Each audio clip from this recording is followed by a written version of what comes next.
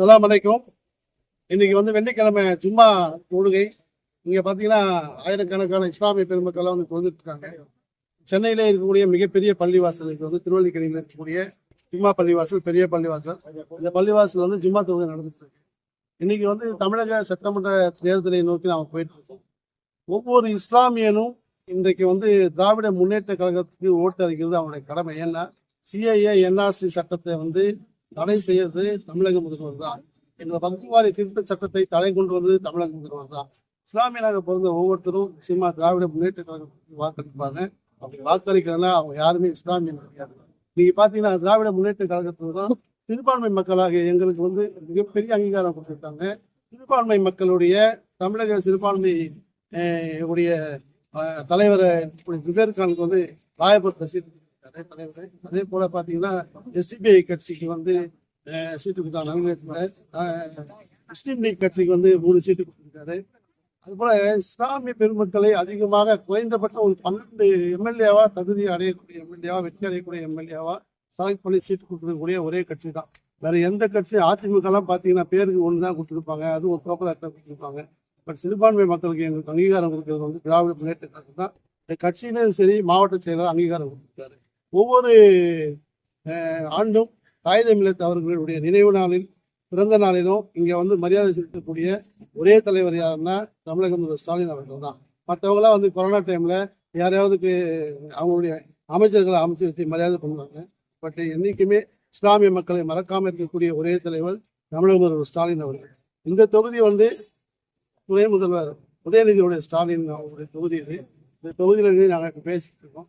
இங்க இருக்கக்கூடிய அனைத்து மக்களும் இஸ்லாமிய மக்களும் ஒன்று கூடி நம்ம திராவிட முன்னேற்ற கழகத்தில் தான் ஓட்டு போடணும்னு சொல்லி பேசிட்டு உள்ள பள்ளிவாசல் தொழுகையில் என்ன பேசுறாங்கன்னா, இன்னைக்கு உலகப்போர் நடக்கக்கூடிய சூழ்நிலை ஏற்பட்டிருக்கு.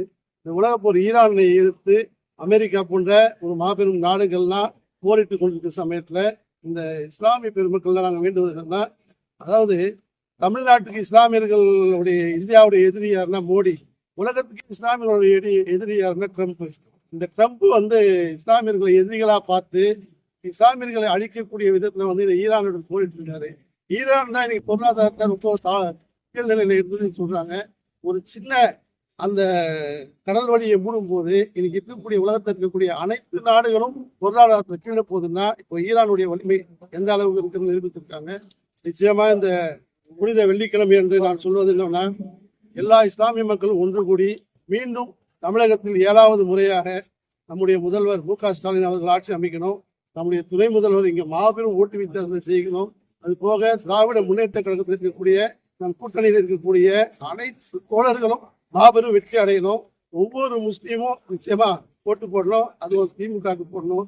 திமுகவுக்கு ஓட்டு போட்டால் மட்டும்தான் அவன் இஸ்லாமிய கருதப்படுவான். ஏன்னா எங்களுக்கு அவ்வளவு நன்மைகள் செஞ்சிருக்கு கட்சி. அதனாலதான் திமுகவுக்கு ஓட்டு போடணும்னு சொல்றேன். இன்னைக்கு டிவிகே விஜய் வந்ததுனால பாண்டிச்சேரியில் ஹையஸ்ட் ஓட்டு 91% வந்துச்சுருக்காங்க.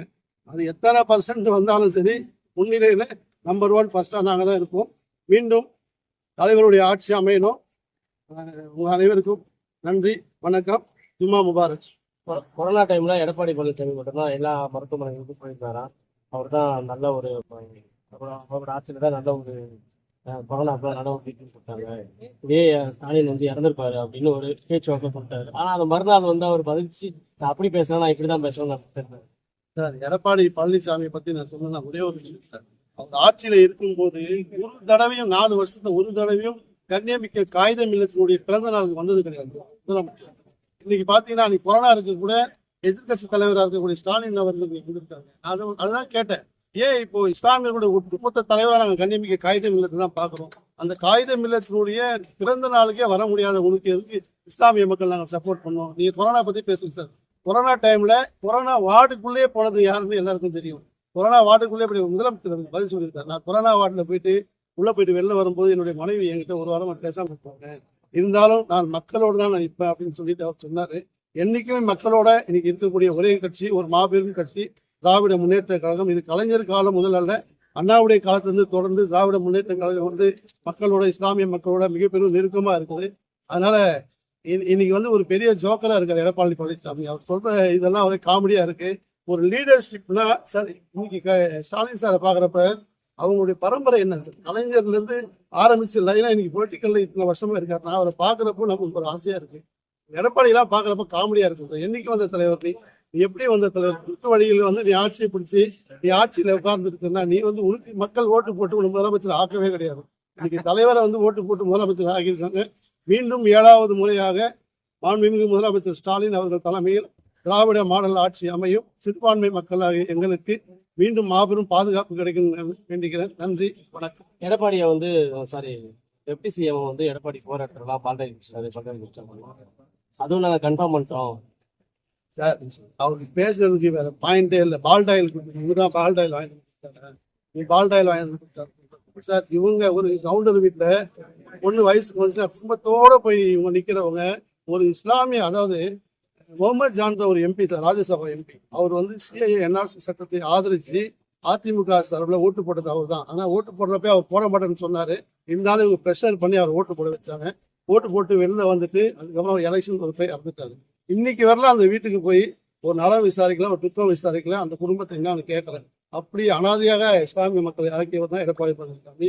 இந்த பால் டப்பா மேட்லாம் பேசி ஒன்றும் எடுப்படாது. அவரே ஒரு பால் டப்பா எடப்பாடி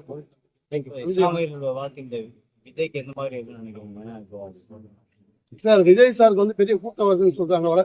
அன்னைக்கு படிவேலுக்கே கூட்டம் வந்து, பட் இந்த எந்த அளவுக்கு இருக்குன்னு தெரியாது. பட் இந்த தேர்தலில் பார்க்கணும் சார் எந்த அளவுக்கு ஜெயிக்கிறது. நம்பர் 1 நம்ம தான் ஆட்சி அமைப்போம். மீண்டும் தலைவருடைய ஆட்சி அமையணும்னு நான் எல்லாம் உள்ள இறைவனை வேண்டுகிறேன். இளைஞர்கள் வந்து அறிவுரை கொடுத்தாரு. விஜயை தாக்கி தான் அவர் பேசினாங்க சார். நீங்க எப்படி வேணா எடுத்துக்கலாம் சார். அவர் குறிக்குது கஞ்சா இது எல்லாமே இந்த நேரத்துல தான் 5 ஆண்டுகள்ல அப்படி இல்லை சார். கஞ்சா இப்ப மட்டும் உருவானது கிடையாது. எத்தனையோ காலத்துல இருந்து கஞ்சா இருக்குதான். இப்ப பாயிண்ட் பண்ணி பேசுறாங்க. முதலமைச்சர் வந்து கடுமையான சட்டம் போட்டிருக்காரு. எங்கும் கஞ்சா வித்தாலும் எது வித்தாலும் அவர்களுக்கு வித்தவுட் ஜாமீன் இல்லாத ஒரு தண்டனை கொடுக்கணும்னு சொல்லியிருக்காங்க. நீங்க ஒரு சக நடிகரா ஜனநாயகன் படத்தை முடக்கிருக்காங்கல்ல, அதை பத்தி நீங்க ஜனநாயகம் லீக் ஆயிருக்கு. நீங்க ஒரு நடிகர் லீக் ஆயிடுச்சு. நான் கூட ஒரு 5 டைம் பார்த்தேன். படத்தை முடக்கிருக்காங்க. பட் அது தவறான விஷயம். ஆனா அது லீக் பண்ணது வந்து விஜய் டீம் தான் பண்ணிருப்பாங்க. ஏன்னா மக்கள் மத்தியில் அதை கொண்டு போய் சேர்க்கணும். இந்த பழைய திமுக மீது போகணும்னு தான் அவங்க லீக் பண்ணிருப்பாங்க. ஏன்னா இவ்வளவு பெரிய நிறுவனம் வந்து ஒரு படத்தை லீக் ஆகுது, அது ஃபுல்லா ஹெச்டில விடுறாங்களா? அதை லீக் பண்ணது விஜயோட தரப்பு தான் நான் குற்றம் சொல்லுவேன். Okay thank you.